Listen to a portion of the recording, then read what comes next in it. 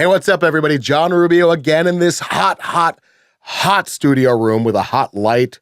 And it's just hot in here all the time. But I have two more boxes to open up for you guys. One from New York, one from Nebraska. And I'm super excited to see what's inside them today with you.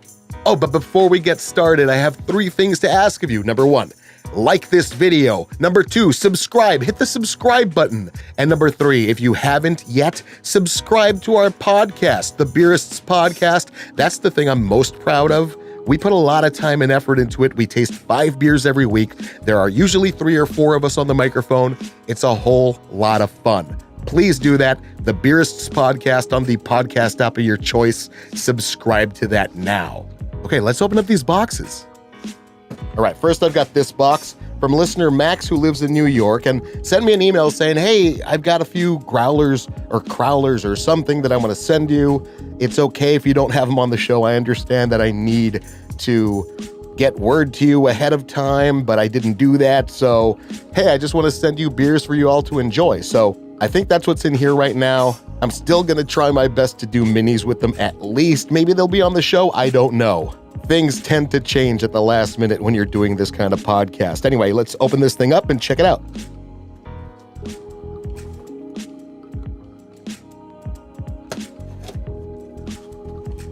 Lots of tape on this one. Reused Amazon box, which is cool. Get rid of some of this packing material. And it looks like we have a couple of things in here.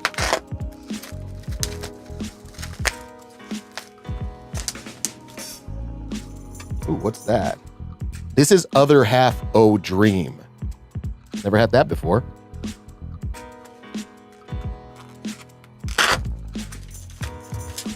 And there seems to be a second one of those. Oat Cream India Pale Ale. Cool. All right, let's see what's in this bag. Looks like a growler.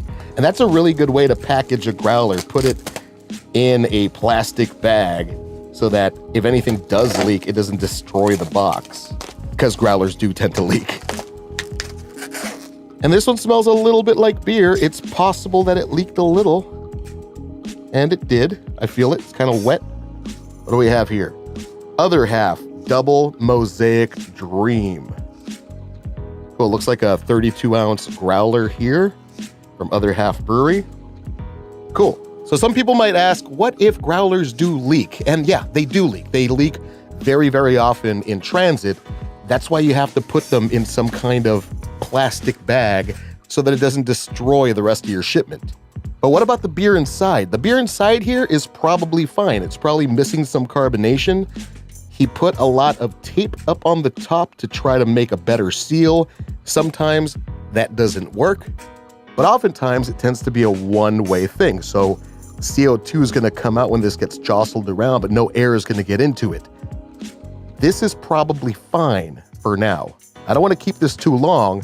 I probably want to drink this as soon as possible just because I don't want it to lose more carbonation. All right, well, let's get to our next box. And this one's from listener Dane, who lives in Nebraska. This is a box of Nebraska beers. Apparently, Dane met Mike when he was in town, visiting Lazarus, where Mike is working right now, and wanted to send us some beer. So let's take a look at what he has sent us.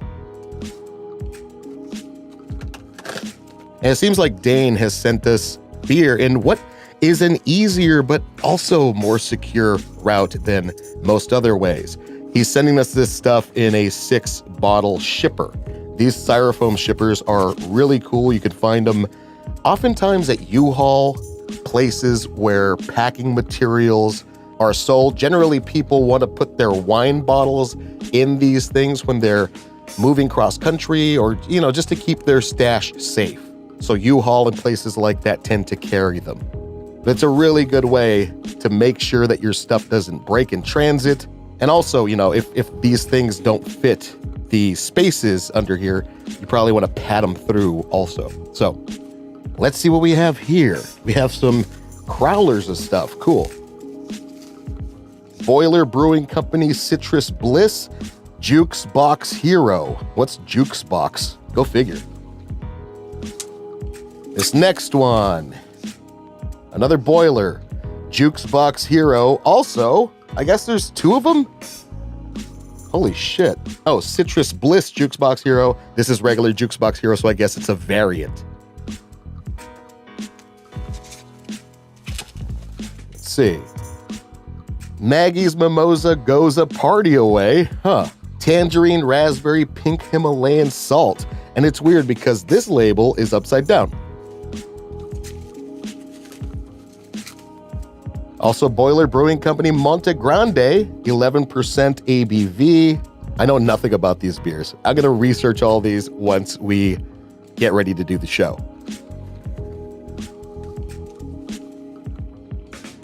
What? Boiler Jimmers, I don't know what that says. Jinkers? Huh. Who knows? Hopefully I'll figure out what the name of this one is. Jimmers, whatever. And the last one, the 20th anniversary barrel-aged white stout from Boiler Brewing Company in Lincoln, Nebraska. Awesome. Thank you so much, Max. And thanks to everybody else who has sent this beer in the past. It's so cool to have you guys support this show in that way and actually share all the stuff that makes you happy and excited about beer. You know, oftentimes, there really isn't another way for us to have some of those beers that you guys enjoy on a regular basis, other than when you send them to us. So it's extremely appreciated when that happens. Even if it turns out that they're beers that we don't enjoy in the group, or if they're all dogs to us, it's still something we get to talk about on the show. And it's still something that we get to have that we might not have otherwise had. So it's always a pleasure. It's always fun. Oh, and by the way, I keep getting asked about the kind of knife I use on these videos. It's this little Cricut knife. I don't remember exactly what the model is or what kind it is. I didn't look it up either, so I should have. But I love this knife. It stays really sharp for a very long time. This is not an advertisement for Cricut. I don't know anybody there. I just really love this knife. It's cool.